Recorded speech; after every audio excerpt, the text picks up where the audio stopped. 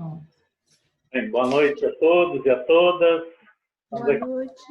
Reunidos para mais uma aula com a professora, a doutora Isabela Oliveira. Um grupo esse que foi criado pelo doutor Hamilton, convidou a nossa querida e competente professora Isabela para dividir com todos os seus profundos ensinos, né? Essas aulas ficarão gravadas no grupo de educação sistêmica do Facebook e também no meu canal do YouTube. Alguém tendo alguma dúvida e queira fazer alguma pergunta ou comentário, é só levantar as mãos. Levanta a mão ou coloca lá no chat. O livro que nós estamos agora estudando no momento é Olhando para a Alma das Crianças, do Bert Hellinger. Nós paramos na página 28. O tópico é Ser Vítima. Né? Professora, nós agradecemos aos seus pais por nos presentear com a sua presença em nossa caminhada. Seja bem-vinda, sinta-se abraçada e eu lhe passo a palavra. Muito obrigada, boa noite. Estamos aqui hoje no dia 24 de agosto de 2020, na nossa segunda aula do livro Olhando para a Alma das Crianças, de Bert Hellinger.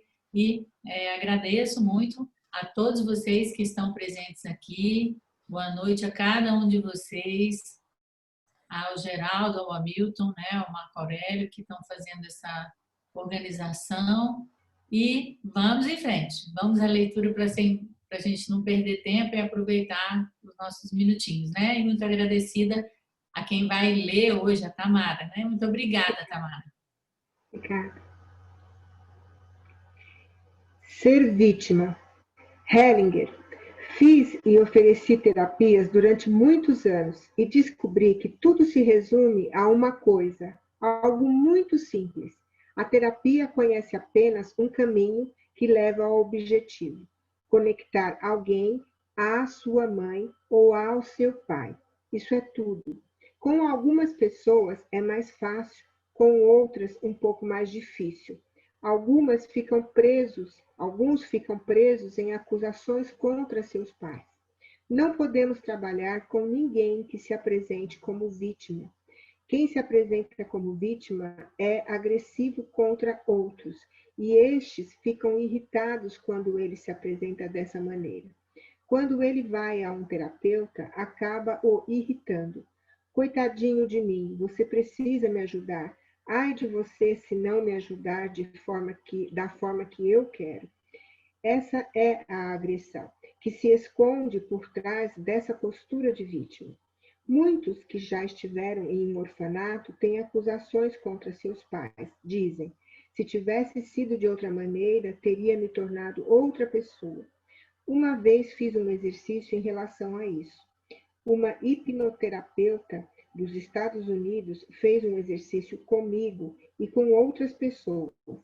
Ele colocou 3 retângulos no chão, um ao lado do outro. Um representava os pais ideais. Quando ficávamos sobre esse retângulo, possuíamos os pais ideais. A pergunta é, qual é a sensação? Depois, ficávamos sobre o segundo retângulo. Ele apresentava os piores pais que podem existir. Também aqui a pergunta foi, qual é a sensação?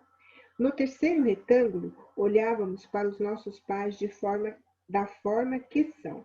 A pergunta, qual é a sensação? E qual foi o resultado? Qual era a sensação? A sensação era a mesma em todos os retângulos, ou seja, todos têm as mesmas chances se as desejarem. Muitos que estiveram em orfanatos ou crianças que foram adotadas sentem-se destinados a fazer acusações contra outros. Apresentam-se como vítimas para exigir compaixão. Contudo, quando alguém diz, meus pais foram assim e concordo com eles da maneira como são, recebi tudo de que preciso. Outros me ajudaram e agora farei algo com isso. Essa pessoa é livre e olha para a frente. Vou levá-lo ao seu pai. Hellinger. Vou continuar com o trabalho. Vocês são uma família? Venham até aqui. Quem de vocês é o problema? Mulher. Depois do que escutei aqui, estou achando difícil saber quem de nós é realmente o problema. Hellinger. Está claro que o problema está com você. Seu filho, coitado, tem que suportar. Para o grupo. Viram como ela olhou a culpa nele, ao invés de olhar para mim, olhou para ele. Para a mulher. Você tem mais de um filho? Mulher. Sim. Hellinger. Quantos? Mulher. 3. Hellinger. Você foi casada antes? Mulher. Sim. Hellinger. De que casamento ele é? Ou ainda tem mais história? Mulher. Tem mais história. Foi entre meus 2 casamentos. Hellinger. Então ele veio entre os 2. Você tem filhos do primeiro casamento? Mulher. Sim. Hellinger. Quantos? Mulher. 1. Hellinger. Depois vem ele. E você ainda tem mais um filho? Mulher. Tenho ainda um filho com meu marido atual. Hellinger. E este aqui é o marido atual? Certo? O que houve com o pai desse rapaz? Mulher. Não faço ideia. Hellinger. O que significa não faço ideia? Mulher. Não sei o que houve com ele. O que está fazendo? Ele se foi. Não sei o que houve com ele. O que está fazendo? Ele se foi. Hellinger. Você tem raiva dele? Mulher. Não mais. Hellinger. Ouvimos em sua voz que você tem raiva dele. Mulher. Pelo menos conscientemente não tenho raiva dele. Hellinger. Se você tem ou teve raiva dele, seja como for, você tem raiva daquilo que seu filho tem dele. Sabe quem tem um lugar aqui no meu coração? Mulher. Não faço ideia. Hellinger. O pai dele tem um lugar no meu coração. É por isso que seu filho gosta de mim. É realizada uma constelação na qual esse filho é colocado diante de um representante do seu pai. Hellinger para o filho. Olhe para ele. Eu não sou importante. Ele é importante. Diga-lhe, por favor, olhe para mim. Filho, por favor, olhe para mim. Hellinger. Sou seu filho. O filho. Sou seu filho. Hellinger. Olhe para a mãe e diga. Olhe para ele, por favor. O filho. Olhe para ele, por favor. Hellinger. Ele é meu pai. Filho. Ele é meu pai. Hellinger. Ao ver que a mulher deseja ir para mais perto do pai do filho, siga o movimento. A mulher vai em sua direção lentamente. Hellinger. Diga-lhe, eu te amei. Mulher, eu te amei. Hellinger. Chegue mais perto. Hellinger. Diga a ele, fiquei com muita raiva de você. Mulher, fiquei com muita raiva de você. Hellinger, ao ver que o filho quer se mover, siga o movimento do seu corpo. O filho começa a vacilar. Hellinger para o filho. Caia no chão. Caia no chão. O filho cai no chão. Hellinger. É esse o efeito de uma maldição de mãe. Joga o filho no chão. Para a mulher, Hellinger para a mulher. Só há uma coisa que pode ajudar o garoto. Você deve dizer a ele, vou levá-lo ao seu pai. Mulher, vou levá-lo ao seu pai. Hellinger para o grupo. Vou contar-lhes uma pequena história. Uma psicanalista tinha 2 filhos com seu marido. Eles se separaram e ela disse, ele não cuida nem um pouco dos filhos. Perguntei a ela, você o respeita? Ela disse, não. Eu disse, exato, por isso ele não cuida dos filhos. 2 anos depois, encontrei-a novamente e perguntei, como estão as coisas? Ela disse, ele saiu de férias com as crianças. Esse é o começo da solução. Voltar ao primeiro amor. Dar-lhe espaço novamente, independente do que tenha havido. Só assim a criança pode ficar bem. O pai rejeitado é uma grande perda para o filho, uma grande perda. Ela jogou o filho para o chão aqui. Vimos que o filho foi para trás, porque a mãe foi para trás ao invés de ir para frente. Quero dizer mais uma coisa à mãe. Quando alguém está com raiva, às vezes faço a pessoa dizer a seguinte frase: o que fiz com você para ter tanta raiva de você? Muitas vezes as coisas são exatamente o contrário do que se mostra. A reação dela aqui deixou óbvio. O pai dele estava muito mexido e cheio de amor. Vou parar por aqui. Acho que trouxe à tona o essencial. Hellinger para o filho. Você pode dizer à mãe: nem todo o amor que você tem pelo meu padrasto é capaz de substituir este amor. Porém, seu padrasto sempre se preocupou com você, isso está claro. Por isso, dê a ele um lugar em seu coração, ao lado de seu pai. Ele naturalmente tem um grande lugar em seu coração. Ok, agora nós vamos prosseguir fazendo umas considerações sobre o que foi lido aqui e depois a gente faz todos juntos a meditação que ele nos sugere na sequência, tá? Então, com relação ao que foi lido até agora, o que é importante marcar? Bert Hellinger fala de uma maneira muito elegante sobre o que é o processo psicoterapêutico. Ele diz o seguinte: a boa psicoterapia, ela tem um objetivo simples: conectar alguém com a sua mãe ou o seu pai ou os dois, mas de um modo geral, principalmente a mãe.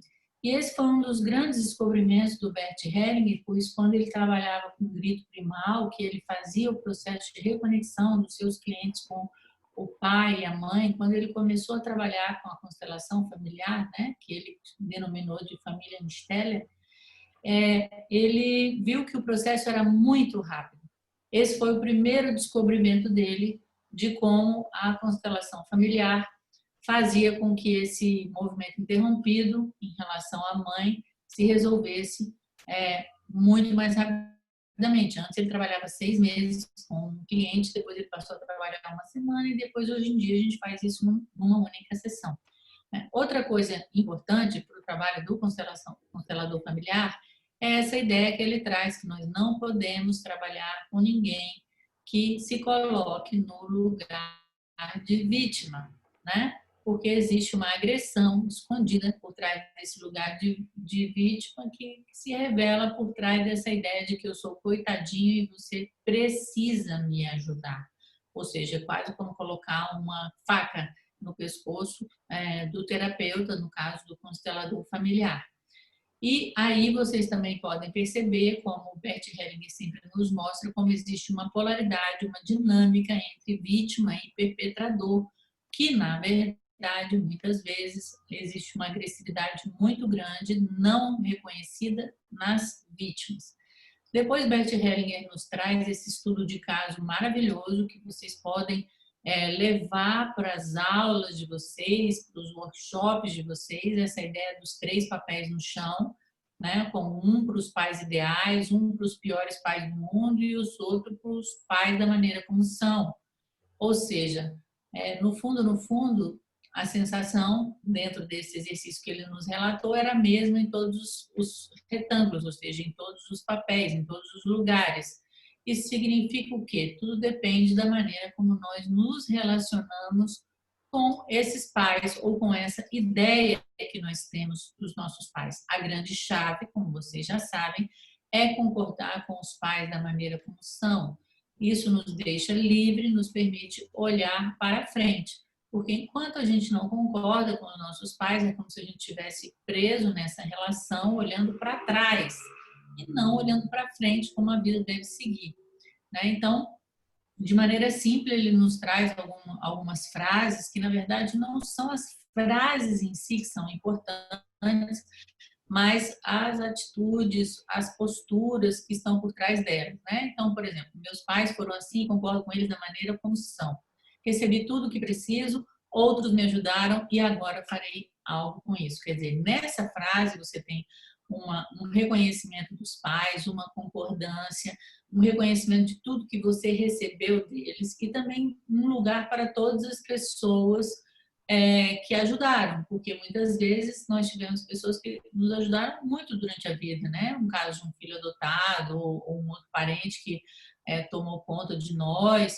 Então, essas pessoas também precisam ser reconhecidas, às vezes até mesmo uma babá que viveu muito tempo conosco, né? Então, outras indicações que ele nos traz é sobre esse trabalho familiar, no caso, mostrando qual a importância da mãe permitir que o filho vá até o pai.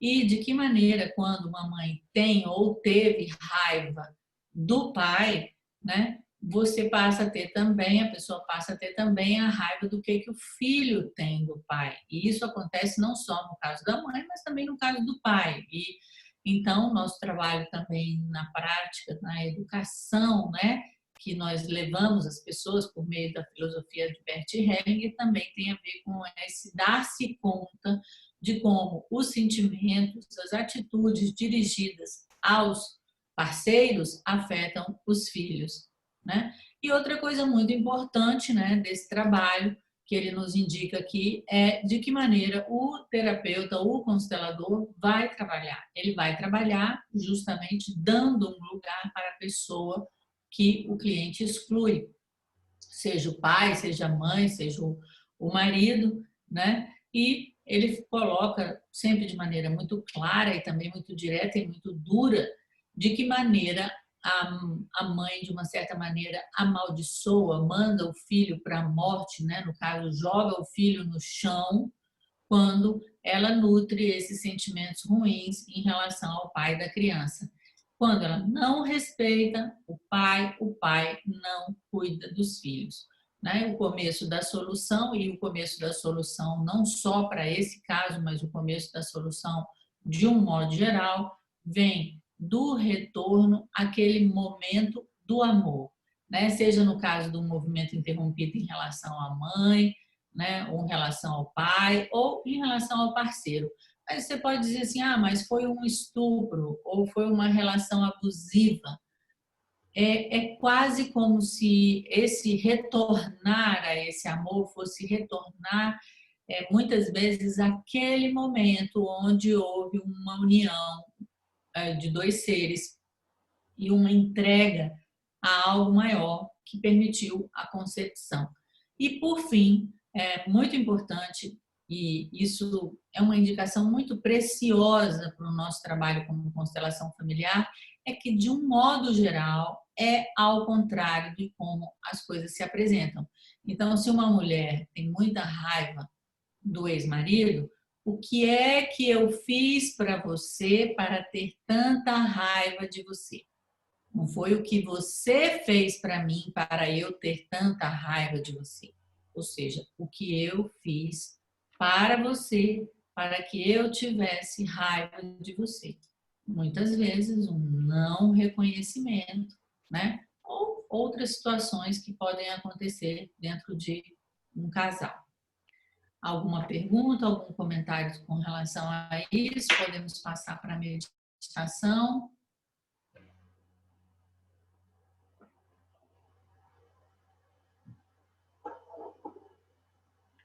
Ok, então vamos seguir fazendo essa meditação que o Bert Hellinger nos traz aí na página 32. Eu digo para vocês quando a gente vai abrir os olhos, então. Eu digo um ok, tá bom? Então vamos lá, Tâmara, vamos fazer essa meditação.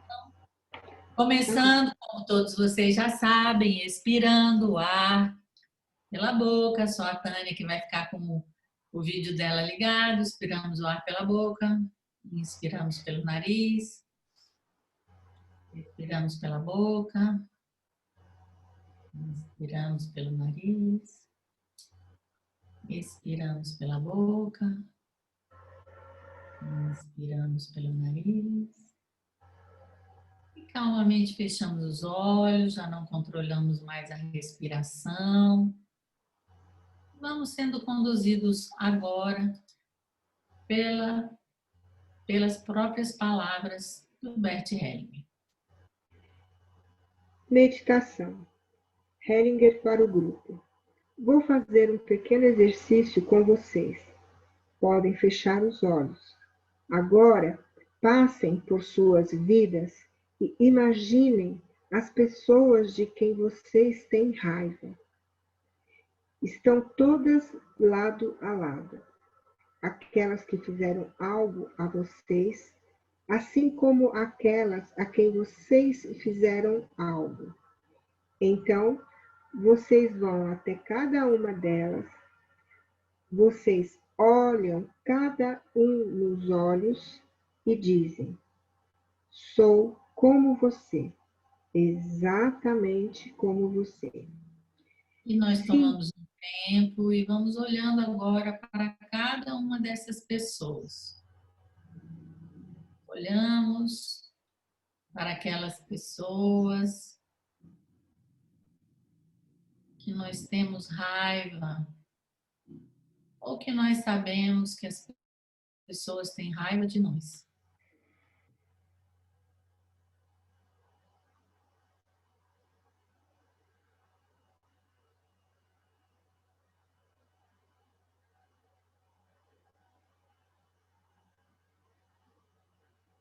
Sou como você, exatamente como você.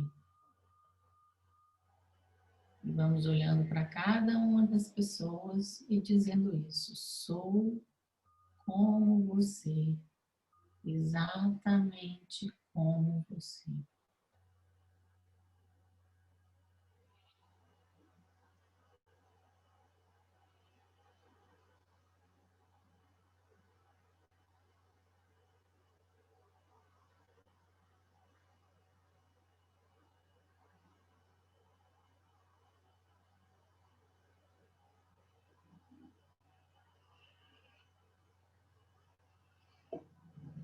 Então, o que acontece em suas almas ao dizer isso? Então, para o próximo, sou como você, você é como eu. Então, para o próximo, olhando nos olhos e abrindo os corações. Sou como você, você é como eu.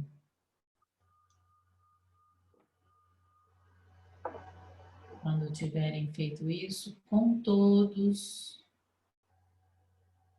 vocês se viram com eles para o horizonte.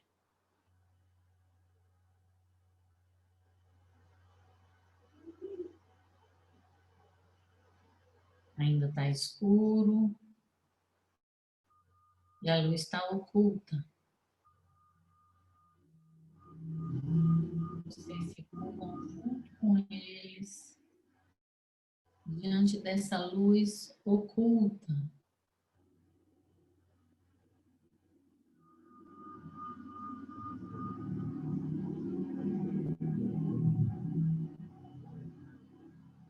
Ok. Normalmente vamos expirando pela boca, inspirando pelo nariz, expirando pela boca, inspirando pelo nariz, expirando pela boca. Abrimos os olhos e prosseguimos com a leitura.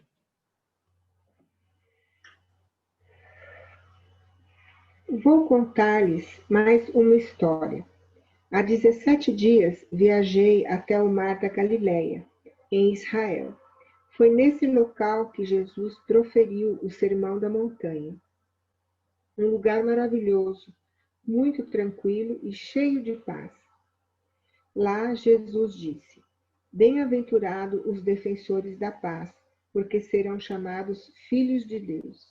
E falou: amai a vossos inimigos, fazei bem aos que vos odeiam, porque meu Pai, que está no céu, também faz com que o seu sol se levante sobre maus e bons, e a chuva desça sobre justos e injustos. Todos conhecemos isso. Na viagem de volta, fiquei imaginando: O que acontece em uma alma que se abre para isso? O que isso significa exatamente? O que sentimos dentro da alma quando atingimos isso? O que deve ocorrer? Então me veio uma frase: amar significa reconhecer que todos os outros são iguais a mim, diante de algo maior. Humildade significa o mesmo. Perdoar e esquecer também. Reconhecer que todos os outros são iguais a mim diante de algo maior. Isso foi um complemento a essa constelação. Tudo de bom para vocês. Os educadores. Gostaria de dizer algo com relação aos educadores que atuam em um orfanato. Quando ajudam demais, a criança fica com raiva. Os educadores ajudam com distância, ajudam principalmente substituindo os pais. É importante que os educadores se coloquem abaixo dos pais. Quando se colocam acima deles, como se fossem melhores que os pais, os filhos ficam com raiva. Hoje de manhã, isso pôde ser visto de maneira muito bela em uma constelação. O pai da criança havia se colocado atrás do orfanato. Por um lado, havia se esquivado de suas responsabilidades. Por outro, estava posicionado atrás do orfanato. O orfanato podia se apoiar nele. Isso foi útil e belo. Se a ajuda é dada às crianças de orfanatos nesse sentido, tranquilamente e em sintonia com os pais, e se as crianças podem tornar-se como os pais, elas se sentem seguras. As crianças desejam tornar-se como os pais. Quando alguém diz a elas, seu pai era um bêbado, ou algo parecido, não seja como seu pai, se tornará exatamente por fidelidade a ele. É esse o efeito na alma desse tipo de influência vinda de fora. Não, a criança quer se tornar como seu pai. O filho diz a seu pai, quero me tornar como você. Então o pai olha para ele com amor e diz, você também pode fazer as coisas um pouco diferente de mim. Isso libera a criança para se desenvolver fora da influência dos seus pais. Aqui também vale a mesma coisa, refletir sobre o que torna uma pessoa grande. Tudo aquilo que o torna igual aos outros o torna grande. Tudo aquilo que o desvia da igualdade perante os outros o torna menor. Essa grandeza é uma grandeza humilde. Com ela, podemos nos movimentar tranquilamente no meio a todos. Quando alguém se faz maior, os outros não o querem.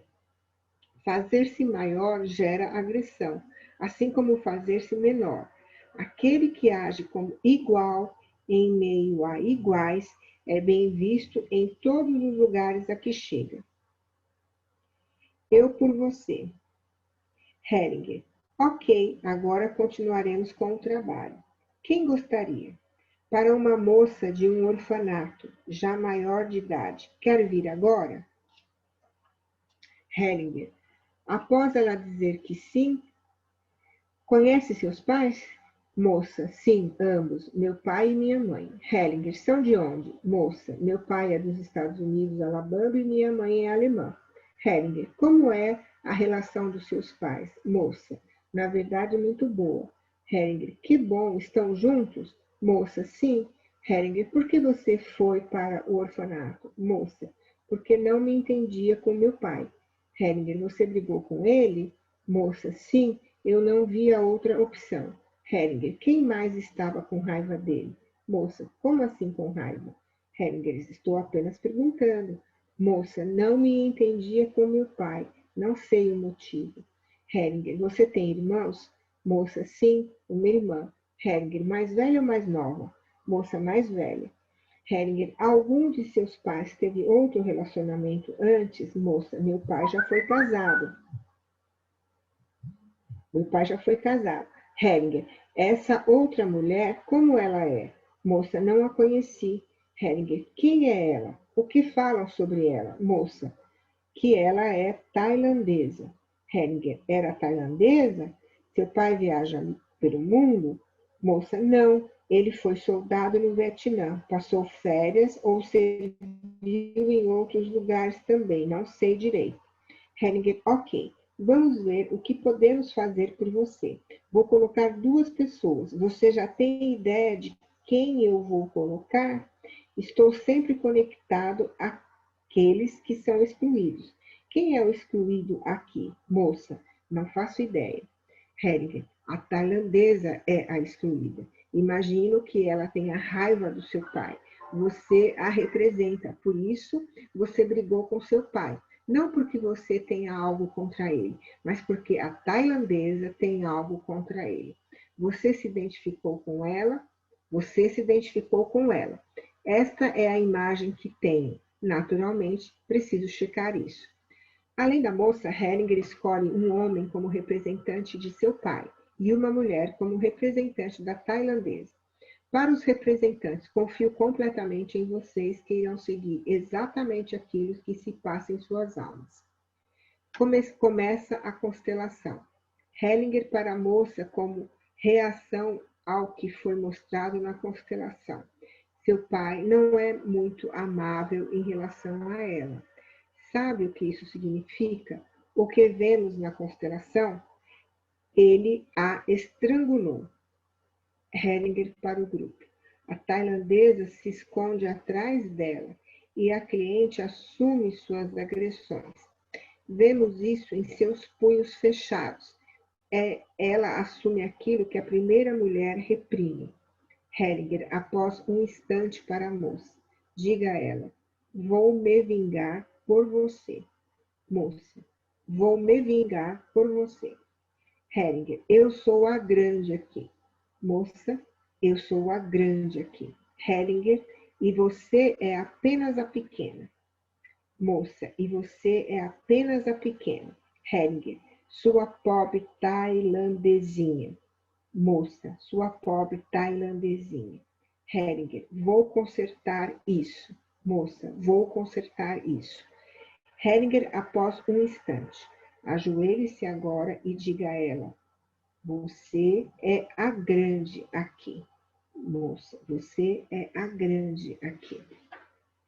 Hellinger, eu a pequena. Moça, eu a pequena. Hellinger escolhe uma representante para a mãe da moça e a coloca na constelação. Diga ao seu pai, ela é minha mãe. Moça, ela é minha mãe. Hellinger, ela é a única certa para mim. Moça, ela é a única certa para mim. Hellinger, não tenho nada a ver com suas outras mulheres. Moça, não tenho nada a ver com suas outras mulheres. Hellinger, sou apenas a criança aqui. Moça, sou apenas a criança aqui. Hellinger, por favor, olhe para mim como sua filha. Moça, por favor, olhe para mim como sua filha. Hellinger, e me tome como sua criança. Moça, e me tome como sua criança. Hellinger, diga isso à mãe também. Moça, para a representante de sua mãe. Olhe para mim como sua filha e me tome como sua criança. Hellinger, após alguns instantes, escolhe 3 homens. Vou pegar vocês 3. Deitem-se aqui no chão, com a cabeça nessa direção um pouco mais longe. Para o grupo, esses são os vietnamitas da guerra. Para a moça, olhe para eles. Hellinger, após um instante, para a moça. Vá para baixo até os mortos. Vá para baixo até os mortos. Hellinger, após um instante, para o pai da moça. Diga-lhe, eu assumo isso. Pai da moça, eu assumo isso. Hellinger, você não tem nada a ver com isso. Pai da moça, no caso para a filha, você não tem nada a ver com isso. Hellinger, após um instante, para o pai. Deite-se junto. Para a moça, levante-se e a mãe também. Curvem-se as duas. Hellinger para a moça, diga-lhe, querido papai. Moça, querido papai. Hellinger, por favor, seja amável se eu continuar viva. Moça, por favor, seja amável se eu continuar viva. Hellinger, após um instante. Como é para o pai? O pai demonstra que não pode mais ser amável. Hellinger para o pai. Diga à sua filha. Não consigo mais. Pai, não consigo mais. Hellinger. A culpa é grande demais. Pai, a culpa é grande demais. Hellinger. Mas quero que você viva. Pai, mas quero que você viva. Hellinger para a moça. Agora vire-se. A mãe também. Virem-se ambas. Hellinger. Como está agora? Moça. Tento ir em frente porque vejo que minha mãe é exatamente como meu pai. Hellinger para a moça. Deite-se junto também de costas. Após um instante, é melhor ou pior? Moça, melhor. Hellinger. Isso, levante-se agora, olhe para o seu pai e diga a ele: eu morro para que você viva. Moça, eu morro para que você viva. Hellinger. Vou carregar isso para você. A moça, vou carregar isso para você. Hellinger, após um instante. Como é isso para o pai? Pai, isto está errado. Hellinger, diga-lhe, isso não é da sua conta. Pai, isso não é da sua conta. O que eu faço é problema meu. Hellinger, diga-lhe, suma daqui. Pai, suma daqui. Hellinger para a moça. Agora pode ir para a frente. Após um instante, ok, pai, já é suficiente. Hellinger para a moça. Como você está agora? Moça, um pouco melhor. Hellinger para os representantes. Os mortos devem se levantar agora, a tailandesa também. Fiquem atrás dela, um atrás do outro. Para a moça, apoie-se nela. Para a moça, apoie-se nela. Isso, feche os olhos e respire fundo. A bênção vem daí. E agora também do seu pai.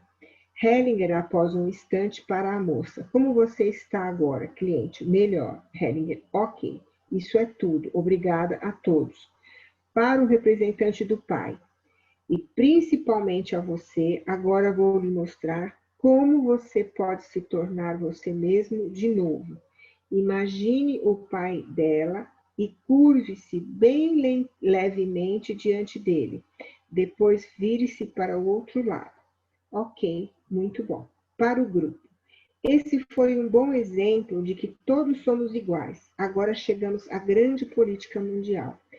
Deixem passar mais uma vez por suas almas aquilo que disse sobre a diferenciação entre bom e mal, ou melhor, sobre a não diferenciação entre bom e mal. Todos são vinculados a algo do qual não podem escapar. É o que eu disse sobre o amor das crianças. Isso ficou claro aqui e pode ser visto muito frequentemente em famílias em que o pai esteve na guerra ou esteve vinculado à guerra. As vítimas também pertencem à família. Vou dar um exemplo. Havia um rapaz nos Estados Unidos, um tipo meio malandro, disse que seu pai havia sido um herói, havia ajudado a conquistar a ilha de Iwo Jima. Estava na companhia que fincou a bandeira americana lá após duras perdas. Coloquei os companheiros do pai mortos em combate. Também coloquei 5 representantes das vítimas de Iwo Jima, vítimas dos americanos. Ele foi atraído para eles. O pai permaneceu completamente rígido, mas o filho foi fortemente atraído para os companheiros mortos de seu pai. Não consegui ajudá-lo, então coloquei o filho de frente para o pai e fiz com que dissesse a ele: vou até eles, o que você fizer não me importa. Ele disse. Estava fortemente ligado aos mortos do seu pai. O pai só amoleceu depois de olhar o filho nos olhos e ver o que lhe havia causado com sua rigidez perante os mortos. Então, pôde respeitar os mortos e, junto com seu filho, se afastar deles. Vimos algo parecido aqui. Para a moça, seu coração não pertence à tailandesa, mas aos mortos. Você os representa na família, mas eles devem ir até seu pai e seu pai até eles. Você é pequena demais aqui. Gostaria de dizer mais uma coisa nesse contexto. A consciência familiar segue a lei segundo a qual todos que pertencem têm direito de pertencer. É por isso que nessa consciência não há distinção entre bom e mal. Aqui também vale a outra lei. Os que vieram primeiro têm precedência em relação aos que vieram depois. Quem vem depois nunca deve se envolver em algo feito por quem veio antes. Quando alguém faz isso, fracassa. O que quer que você faça, se você se matar por expiação pelo seu pai, o que quer que você faça é à toa. Não ajuda ninguém, mas você tem a sensação de que é grande e inocente. Todo herói que fracassa tem a sensação de ser grande, mas depois estará entre os mortos assassinado. O que adiantou toda a sua grandeza? Você sabe um pouco de inglês. Na obra de Shakespeare existe o Falstaff, o gordo, um personagem estranho. Ele deveria ir para a guerra, mas ficou para trás. Era um covarde e por isso sobreviveu. Um grande guerreiro que lutou destemidamente morreu e foi enterrado. Falstaff disse: assim termina o herói, mas eu, covarde, sobrevivo. Ele era esperto, não era corajoso, mas era esperto. Então você pode morrer corajosa ou viver covarde. Falando mais precisamente, você pode viver culpada ou morrer inocente. Se você morrer pelo seu pai, se sentirá inocente. Se permanecer viva, talvez se sinta um pouco culpado. Só conseguimos sobreviver com culpa. Consegui deixar claro? Ok, então viva. Ok, muito obrigada. Ok. Então, vocês viram que linda a meditação que o Bert Hellinger nos presenteou. Essa é uma meditação para a gente realizar com muita frequência. E Bert Hellinger, ele dizia uma coisa muito linda no final da vida dele. Ele dizia assim: como é que você está? E ele falava: cada dia mais pleno. Por quê? Porque ele fazia esse exercício de incluir as pessoas que ele, porventura, ainda também estivesse excluindo do seu coração, né? Então, é um exemplo também, quando vocês precisarem, do tipo de identificação que acontece com uma parceira anterior, né? No caso, um parceiro anterior. E Bert Hellinger sempre usa esse mesmo procedimento, ou seja, trazer à tona aquilo que é. Quando a pessoa está identificada com uma ex-companheira do pai, o que acontece? Ela não está no lugar dela, ela está no lugar de uma pessoa que veio antes, inclusive que a mãe. Portanto, é uma pessoa que também está desconectada da sua mãe e fazendo, como vocês puderam ver, uma vingança do seu pai, né, por esta mulher, ou seja, fazendo uma transferência.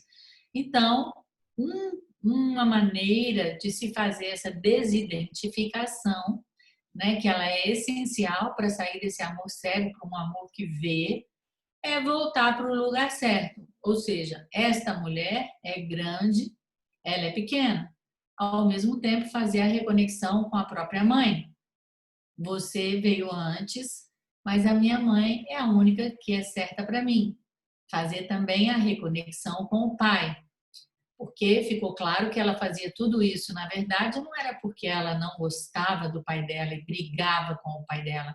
Pelo contrário, o que movimentava essa filha era um grande amor por esse pai, não só por essa primeira parceira do pai, que Bert Hellinger foi muito duro, dizendo que foi estrangulada, mas também com os mortos, né, que o pai dela provavelmente teve que fazer, ou matou durante a guerra no Vietnã. Então, essa identificação do eu por você é uma das 3 dinâmicas que geram o emaranhamento, né? Ao longo da nossa leitura nós vamos ver outras dinâmicas, mas essa é uma das dinâmicas que leva à morte, leva a doenças graves.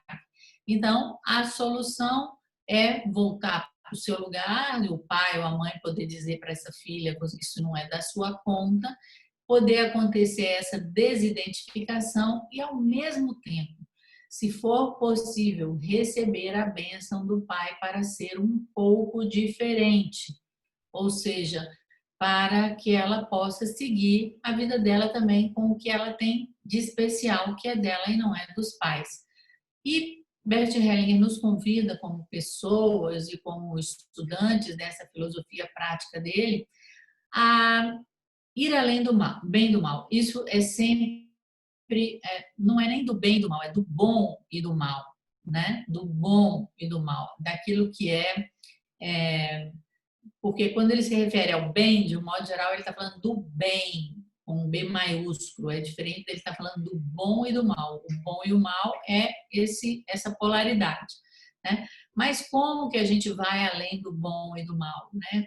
Ampliando o nosso olhar, tendo respeito pelos mortos e muitas vezes também pelas vítimas, não querendo estar no lugar dos mortos ou no lugar das vítimas.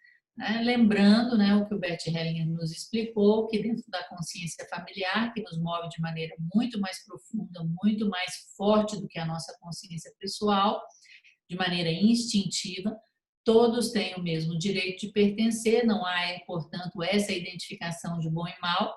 Quem vem primeiro tem sempre a precedência, e todas as vezes que nós nos envolvemos em assuntos dos nossos pais ou de pessoas com quem eles se relacionaram, ou mesmo de pessoas anteriores do nosso sistema, nós vamos nos dar mal, a ponto, né, de morrer ou de ter uma doença grave, né? E esse é o pecado do herói, por assim dizer. O herói é aquele que é menor de todos, mas que por um amor cego faz algo por alguém que veio antes. De um modo geral, nós já sabemos que pela mãe, né, fica com a sensação de ser grande, mas depois, como Bert Hellinger nos mostra, vai fracassar. E ele traz, por fim, esse exemplo muito interessante da literatura, do personagem de Shakespeare, Falstaff, que ficou como covarde, que não foi para a guerra, né? Então, ele mostra o tanto que existe uma certa inteligência nisso. E aí, no caso, não seguir a nossa consciência que fica inocente e culpada, e sim olhar para a finalidade, para o resultado dos nossos atos. E aí eu termino esse comentário com essa última frase, né, dessa parte que nós lemos. Se você morrer pelo seu pai, se sentirá inocente. Se permanecer viva, talvez se sinta um pouco culpada. E aí vem a frase que eu acho que é mais importante. Só conseguimos sobreviver com culpa. Então, essa busca de não sentir culpa é uma busca de uma infância ideal, de uma manutenção no seio ideal da família. Mas, como adultos, nós só conseguimos sobreviver com culpa. Alguma pergunta ou comentário? Professora, eu, Geraldo. Ali na meditação, lá embaixo ele diz lá, então me veio uma frase, amar significa reconhecer que todos os outros são iguais a mim diante de algo maior. Humildade significa o mesmo, perdoar e esquecer também. O que ele quer dizer no perdoar aí nessa frase? É sempre esse o nosso ponto, né, Geraldo? Porque nós temos um conceito cristão, de um modo geral, do perdão. O conceito de Bert Hellinger do perdão é diferente. Ou seja, quando eu estou perdoando uma pessoa no sentido do senso comum, por assim dizer, eu estou numa posição onde eu sou grande. Eu posso perdoar o outro. Ele me fez algo tão terrível e eu perdoei o outro.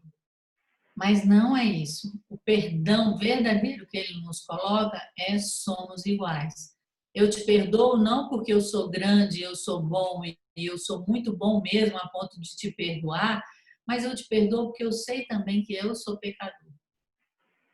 Então essa é a ideia desse perdão. É um perdão que é um perdão humilde, que é um perdão amoroso, é um perdão que parte de um outro lugar. né? E aí vem também o outro conceito que às vezes gera dúvida, né? Que é esquecer. É, na verdade, esquecer desta diferenciação de que eu sou bom e você é mal, de perceber que eu, como vítima, também tive a minha parte de responsabilidade naquilo que aconteceu, né?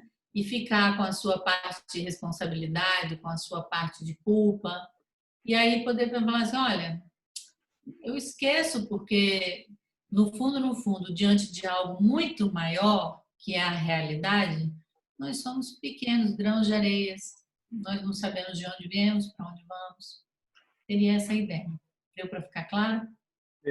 Obrigado. E aqui tem uma outra pergunta da Mariane Cristina Plotkax, a gente não consegue falar o nome dela. Professora Isabela, esta transferência seria um exemplo de dupla transferência? Então, o que é a dupla transferência? É quando acontece um fato no passado entre duas pessoas, né? Então, digamos que a avó brigava com o avô. E aí existe uma transferência para a neta que briga com o marido, ou seja, eu transfiro a pessoa e os sentimentos que estão associados a esta situação, ou seja, eu transfiro duas coisas. E como é que eu reconheço uma dupla transferência? Geralmente é desconectado.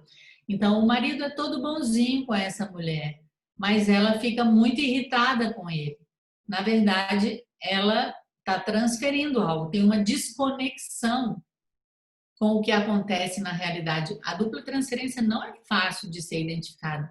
Então, no caso dessa menina, ela pegou o quê? Ela pegou o sentimento da mulher em relação ao pai e transferiu, ficou no lugar dessa mulher e transferiu para o pai. Não é uma dupla transferência, porque a pessoa ainda continua sendo a mesma, o pai, né? Então, ela simplesmente transferiu da primeira companheira para ela, mas o objeto continuou o mesmo, continuou sendo o pai. De um modo geral, essa dupla transferência ela acontece numa outra geração e com um outro objeto, entende? Outra pessoa para esse sentimento. Ok? Mais alguma dúvida, algum comentário?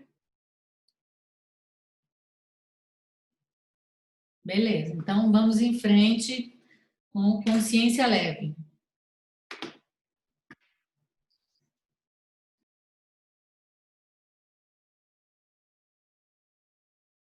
O áudio está fechado, Tâmara. Tamara, né?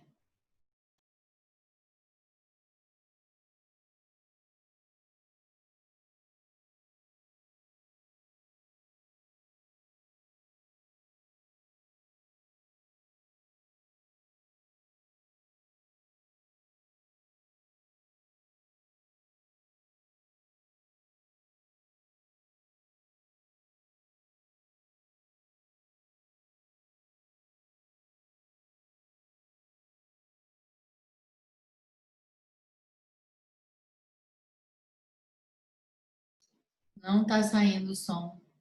Consegui, agora consegui. Desculpa. Consciência leve. Participantes, por que devemos perdoar o inimigo? Não, Hellinger, não o perdoamos. Participante, o senhor não disse isso hoje de manhã? Hellinger, tornamo-nos como ele. Participante, o que isso significa? Hellinger, tornamo-nos como ele, e então não precisamos perdoá-lo. Reconhecemos que somos iguais. Bom e mal. Talvez possa explicar sobre bom e mal nesse contexto. Isso é algo com o que você se preocupa, o bom e o mal. A pergunta é: existe algo bom? Existe algo mal? Não, não existe, mas utilizamos essa distinção entre bom e mal em nossa vida diária para nos orientar. A distinção entre bom e mal vem ao mundo através de nossa consciência Quando temos a consciência leve, dizemos que fizemos algo bom. Quando temos consciência pesada, dizemos que fizemos algo mal. Nesse contexto, bom e mal significam apenas: bom é aquilo que me ajuda a pertencer à minha família. Mal é aquilo que ameaça meu pertencimento à minha família. Ou seja, a consciência nos ajuda a distinguir o que devemos fazer e não fazer para que pertençamos. Isso é a função da consciência. Apenas nesse contexto existe a distinção entre bom e mal. Todas as famílias são diferentes. O que é considerado bom em uma família é considerado mal em outra, e vice-versa. Por isso, membros de outras famílias fazem com consciência leve aquilo que para minha família é considerado mal. É por isso também que crianças de orfanato apresentam como consciência leve comportamentos considerados como inadmissíveis nesses locais. Por isso, não conseguimos intervir de forma alguma em suas consciências. Não serve para nada, a não ser que saibamos o que é considerado bom em suas famílias. Então, podemos intervir em suas consciências familiares. Isso ajuda, essa é a diferença. Existem coisas más. Por exemplo, quando alguém mata uma pessoa, claro que isso é mal. Ou o que acontece na guerra, isso tudo é mal, mas apenas do nosso ponto de vista, a partir da nossa distinção entre bom e mal. Entretanto, também transmitimos para Deus nossa consciência e a distinção feita pela nossa consciência entre bom e mal. Acreditamos que Deus decide entre o céu e o inferno, de acordo com a nossa consciência. Essa é a nossa suposição. É por isso que, para os americanos, os terroristas que atacaram o World Trade Center serão enviados ao inferno por Deus. Eles também ajudam para que isso aconteça. Por outro lado, os terroristas têm a mesma visão com relação aos americanos. Querem que Deus os envie para o inferno e também ajudam para que isso aconteça. Ambos estão presos às suas consciências. Assim, não podemos julgar conforme a nossa consciência aquilo que é encenado pelo destino ou por algo maior. O que vivenciamos como perigoso, desagradável, desprezível ou digno de rejeição, fazemos apenas de acordo com a nossa consciência perante a um poder superior, serve para outros fins. Um velho amigo meu que morreu há muito tempo, já havia morrido 600 anos antes de Cristo, disse: a guerra é o pai de todas as coisas. Sem conflito não há progresso. Imaginem que não houvesse mais nada mal. Ficaríamos sentados, criando barriga e não faríamos mais nada. Seria horrível. O que se passa em certas guerras atualmente, mesmo sendo terrível para os atingidos, Tamara, mesmo... Oi. o seu microfone está pegando algum áudio de fundo aí. Deve ter algum aparelho ligado aí contigo, não tem? Deixa eu ver aqui. Deve ser no meu micro. Peraí. Deixa eu ver aqui.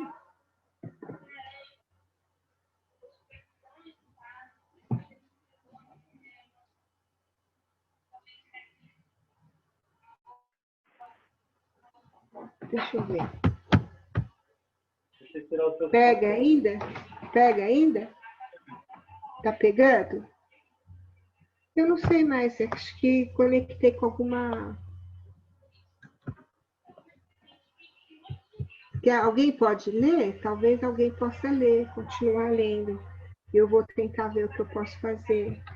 Porque não acho que áudio. Eu posso ler? Então tá bom, eu vou desligo aqui, é melhor. Qual que é a página? Página 41, no parágrafo o que se passa em certas guerras atualmente. Ok, achei.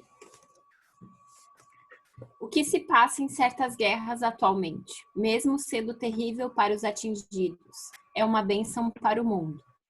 Todos têm de se reunir, precisam fazer alianças em direção ao outro que antes. mesmo quando tomamos partido, a favor de um lado e contra o outro. Descobrimos, depois de um tempo, que tudo serve a uma causa maior. E o poder que comanda isso não é piedoso, ele nos desafia. Por isso, também devemos ver os agressores a serviço de um outro poder. Todos os agressores são conscientes. Seus tios mataram alguém conscientemente. E aqueles que executaram seus tios o fizeram com consciência limpa. Todos agiram com consciência limpa. Por isso, é difícil fazer a distinção. No final, somos todos iguais diante de algo maior e podemos esquecer essa diferença entre bom e mal. Somente quando estamos prontos para olhar para esse contexto maior, podemos instituir a paz e compreender os outros. Principalmente, podemos compreender as crianças na maneira especial como se comportam. Nós as confiamos a esse poder maior. Essa é uma possibilidade de lidar com elas. O israelita, sobre quem falei hoje de manhã, cuja irmã foi atingida, não conseguiu se desvencilhar da irmã internamente. Ainda se encontrava no estado de choque da ocasião e havia o risco de que se seguisse sua irmã. Fiz um exercício com ele e no final ele tomou sua irmã morta nos braços e olhou-a com amor.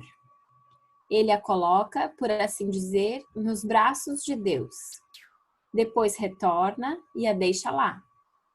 Também podemos fazer isso com os maus. Isso se chama amor ao inimigo. É completamente diferente de um mandamento. É a compreensão de que no final somos todos iguais.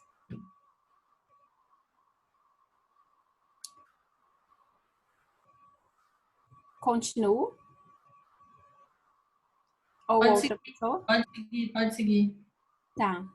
Ajuda a uma irmã autista. Hellinger para as 3 irmãs. Agora vou trabalhar com vocês 3. Venham aqui. Qual é o problema? A primeira irmã. Somos 3 de 5 irmãs. Nossa irmã caçula é autista e mora em um orfanato desde os 7 anos. Sentimos que foi rejeitada e isso nos incomoda. A segunda irmã. Também temos problemas com nossos pais. Hellinger. Sim, eu sei. Já estava querendo colocá-los. Hellinger escolhe representantes para os pais, para a irmã autista, para a irmã que não está lá e inclui as 3 irmãs que estão lá pessoalmente na constelação. Ele pede para a irmã mais velha posicionar. Na constelação, a mãe olha para fora e para o chão. Hellinger, após um instante. Há algo claro na constelação. A mãe está olhando para uma morta. Ele escolhe uma mulher como representante dessa morta e pede que se deite de costas diante da mãe. Hellinger, após um instante, para a irmã autista. Vá com o seu movimento do jeito que vier. A irmã autista vacila e, em seguida, deita-se no chão ao lado do pai. Hellinger. Vá com o movimento. Pode ir para o chão. Hellinger para a primeira irmã. Sabe quem é a morta diante da mãe? A primeira irmã. Minha mãe tem 2 irmãs mortas, gêmeas que morreram no parto. Hellinger escolhe mais uma mulher e a coloca deitada ao lado da primeira morta. A mãe se ajoelha diante delas. Depois, Hellinger pede à irmã autista que se deite do lado dessas mortas. Enquanto isso, o pai se vira para as mortas no chão e para a criança autista. Após alguns instantes, a criança autista se levanta. Hellinger, após um instante, para a mãe. Diga à sua filha autista: minhas 2 irmãs têm um lugar em meu coração. A mãe: minhas 2 irmãs têm um lugar em meu coração. Hellinger: agora elas têm um lugar. Mãe: agora elas têm um lugar. Hellinger pede que as 3 irmãs se movam para o lado. ao lado do pai, que também se posicionou mais distante. Todos olham para a mãe e para as mortas. A irmã autista se levantou. Uma das irmãs da mãe quer acariciá-la, mas a criança autista balança a cabeça. Após alguns instantes, Hellinger pede à mãe que se deite ao lado das mortas. Ele pede à irmã que primeiro se posicione em frente ao pai e depois vá para junto das irmãs. Depois coloca o pai diante de suas 5 filhas. Elas estão posicionadas conforme a sequência de idade. Após um instante, Hellinger escolhe uma mulher como representante do orfanato e a posiciona à direita do pai, a uma certa distância. O orfanato se aproxima lentamente da irmã autista. De repente, essa irmã segura a cabeça com as 2 mãos e grita alto. Depois, deixa as mãos caírem. Hellinger: esse foi o escape do autismo. Para a primeira irmã: ainda há alguma coisa na família. Isso não basta. Você sabe o que é? A primeira irmã: o irmão do pai morreu com 1 ano e meio, durante a fuga da Pomerânia. Ele morreu de fome. Hellinger: o irmão do pai? Sim. Primeira irmã: sim. Hellinger escolhe um representante para esse irmão do pai e o coloca à sua direita. O pai toma o irmão cuidadosamente nos braços. Em seguida, Hellinger pede à irmã autista para ir também até o irmão morto do pai. Ela vai até ele lentamente, toma-o nos braços e o segura. Primeiro, ele desaba. Depois, se endireita. A irmã autista segura suas mãos e olha-o nos olhos. Após um instante, Hellinger leva a irmã autista para o lado de suas irmãs. O irmão do pai, morto precocemente, se vira para ele. Os dois se olham com carinho. Hellinger posiciona a família na ordem. O irmão morto do pai ao seu lado, a mãe com suas irmãs mortas à esquerda de seu marido, as irmãs em ordem de idade diante dos pais. Ele pede que a representante do orfanato se sente. Hellinger para a irmã autista: como está agora? Irmã autista: melhor, mas ainda tenho muita pressão no peito. Não estou mais tão confusa. Hellinger para as irmãs: façam um círculo e se abracem, todas. Elas se abraçam intimamente, com as cabeças se tocando, e após um instante começam a rir alto, principalmente a irmã, até então autista. Hellinger após um instante: 5 irmãs. Ok, isso é tudo. Hellinger para o grupo: é engraçado o que acontece no fundo e como progredimos pouco quando olhamos só para o primeiro plano. Mas uma constelação familiar traz isso à tona, passo a passo.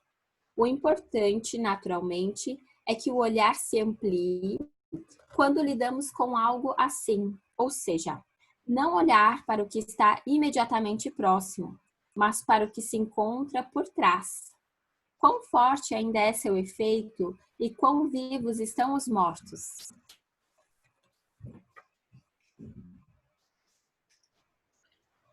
Pode seguir. Não pode seguir até o final de curiosidade, por favor. Tá. Perguntas. Participante: no momento do grito, você disse que havia sido a saída do autismo. Isso significa que a criança poderia tornar-se saudável? Hellinger: é preciso ouvir exatamente o que digo. Eu disse, esse foi o escape do autismo. Podemos ver isso. Eu não sei o que realmente acontecerá quando perguntamos: o que você fez agora irá realmente ajudar? O que se passa em sua alma? Você está em sintonia ou a sintonia foi interrompida? Participante: quando faço perguntas, não estou em sintonia. Hellinger: exato. Contudo, a pergunta não atua somente na sua alma. Ela também atua dentro do sistema. Perguntas curiosas interferem nos movimentos da alma. Por isso, é importante a discrição total. Eu também gostaria de saber como ela está, pois a tive em meu coração. Contudo, não me atrevo a fazer isso. Sempre que desejamos alcançar algo específico, na psicoterapia, no trabalho social ou nos orfanatos, no momento em que um objetivo específico é definido, as coisas dão errado.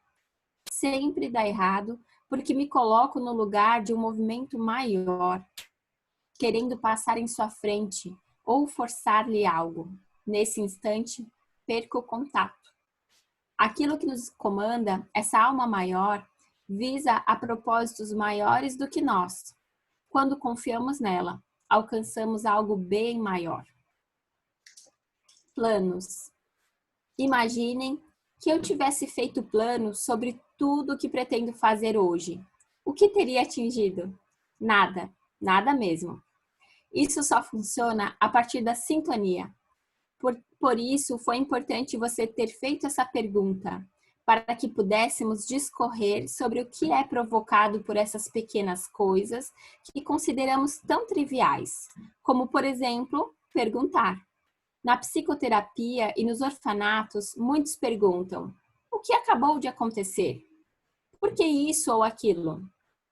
Essas perguntas atrapalham os movimentos da alma, enquanto que, quando simplesmente estamos lá, em sintonia, isso é emanado imediatamente. Há uma força tremenda nisso. Os chineses chamam isso de atuar sem agir. Eu sempre me distancio. De repente, após me distanciar, me vem uma frase ou o próximo passo. Então digo ou faço isso, sem saber para onde isso me leva.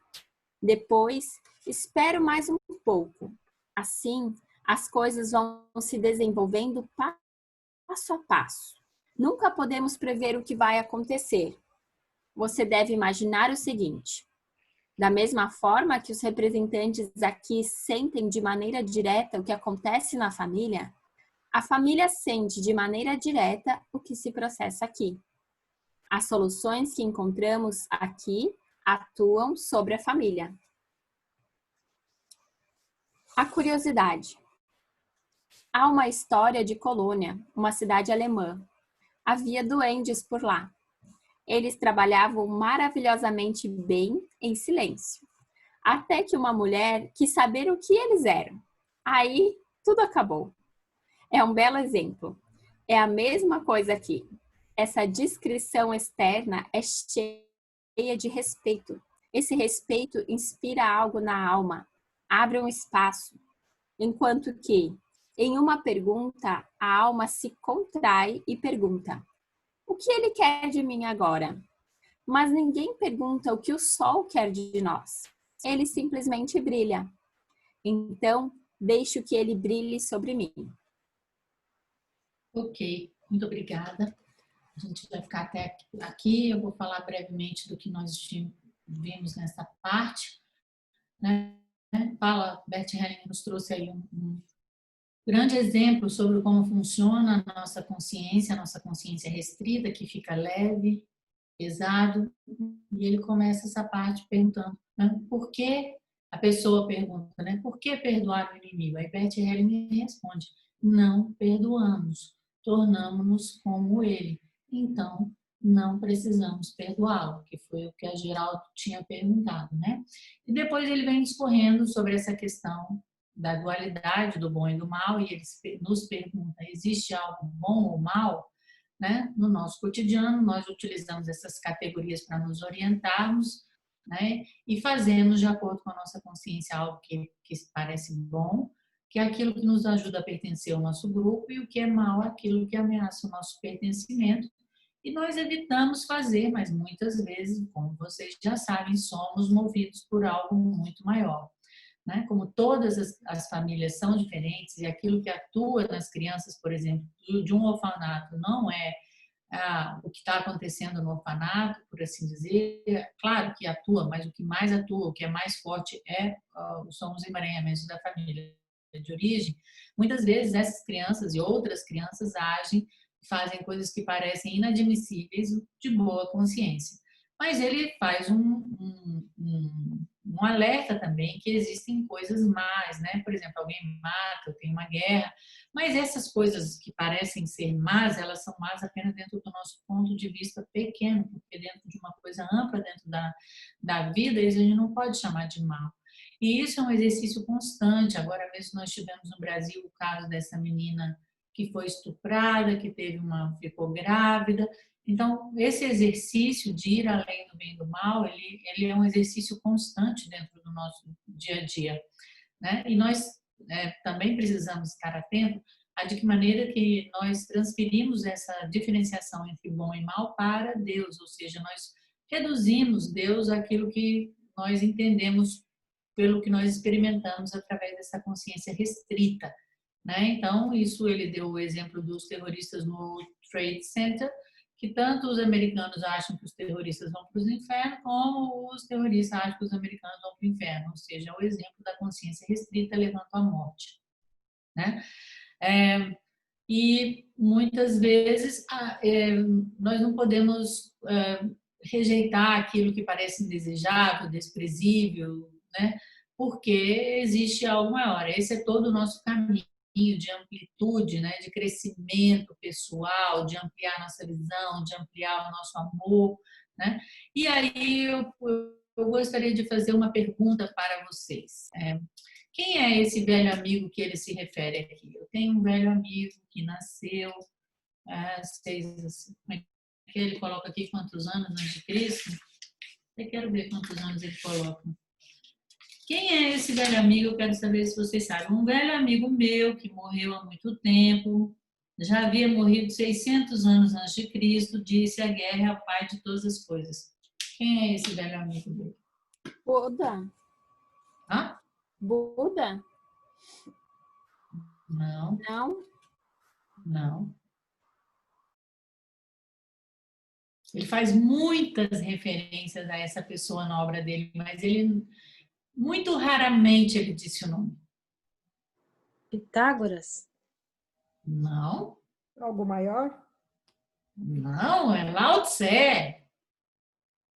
Ele fala várias vezes, e eu vou mostrar para vocês várias vezes. Ele fala do velho mestre, ele fala num outro poema que ele é velho pela frente, criança por trás. Quando vocês vão conhecer Lao Tse e o Tao Te Ching, vocês vão ver isso. Eu estou fazendo um estudo bem apurado sobre essa relação do Tao Te Ching com as constelações familiares. Por isso, eu posso dizer que ele fala do velho mestre, ele fala de um velho amigo, e nós sabemos que ele tinha uma relação tão estreita que alguns até falam, era o mesmo.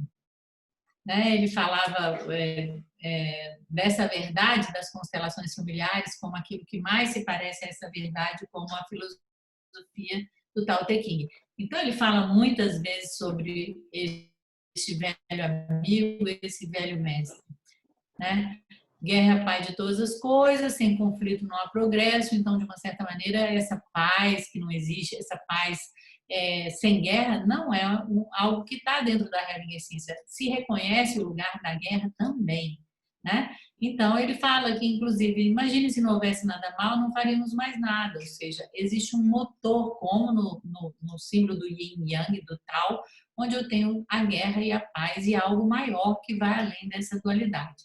Né? Então, a gente traz essa compreensão, essa ideia de que tudo serve a uma causa maior, e esse poder maior, ele não é piedoso nos termos humanos, ele nos desafia a todo momento, aí além dessas diferenças, né? E também a olhar para o contexto. E aí, dentro de uma perspectiva gestáltica, né? Ou seja, eu tenho figura e fundo, eu estou olhando para o pai e a mãe, eu estou olhando para a criança, eu estou olhando para a doença, então eu preciso olhar para o pano de fundo, ampliar minha visão, eu incluo a figura e também trago, por assim dizer, o fundo para o meu ponto, para a minha compreensão.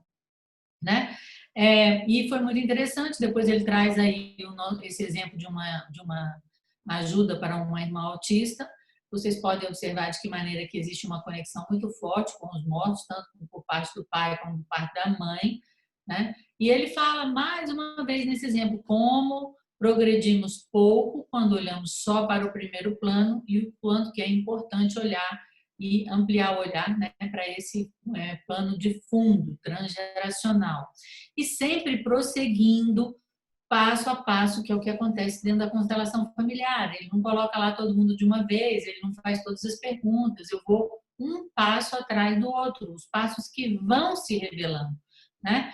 E aí depois ele vem falar sobre a questão das perguntas, da curiosidade, dos planos, né? De que maneira essas perguntas que são fúteis, elas destroem, de uma certa maneira, a alma, interferem nos movimentos da alma, e também de que maneira que quando a gente deseja alcançar algo específico, as coisas estão erradas. Então, assim, eu quero aquela pessoa, ou este tipo de relacionamento, ou este emprego, ou esta vida. Então, todo o nosso trabalho é um trabalho de limpeza dessas imagens, de purificação dessas imagens, de nos abrir para algo maior, né? E aí também ele fala de novo, vai de novo para o Tao Te Ching, né? Que ele fala assim, que as perguntas atrapalham o movimento da alma, que seria estar simplesmente lá, essa postura, né? Que ele também faz uma referência a essa postura quando ele conta a história de Jó e dos amigos de Jó, mas depois ele vem e traz atuar sem agir. E ele fala uma compreensão dos chineses, né? Que é o trabalho do Wu Wei, ou seja, o caminho da não ação, né? Então, isso vai mostrando, porque Bert Hellinger ele não conta as suas influências, ele vai deixando pistas que a gente vai encontrando ao longo do caminho, tá? Então, muito cuidado com a curiosidade. Aqui nós temos, então, como postura do nosso trabalho como consteladores familiares, uma descrição com respeito. Então, agradeço a todos vocês, sinto muito mais uma vez pelo atraso e deixo aí um desejo de boa semana para todos, muita gratidão às meninas que ajudaram aí com a leitura de hoje. Obrigada. Obrigado, professora Isabela, por disponibilizar seu precioso tempo com a gente. Essa aula maravilhosa. Muito obrigado a todos e a todas por poder manter esse campo sempre em alerta, sempre erguido. E até a próxima segunda-feira, no mesmo horário. Obrigado, boa noite. Boa noite.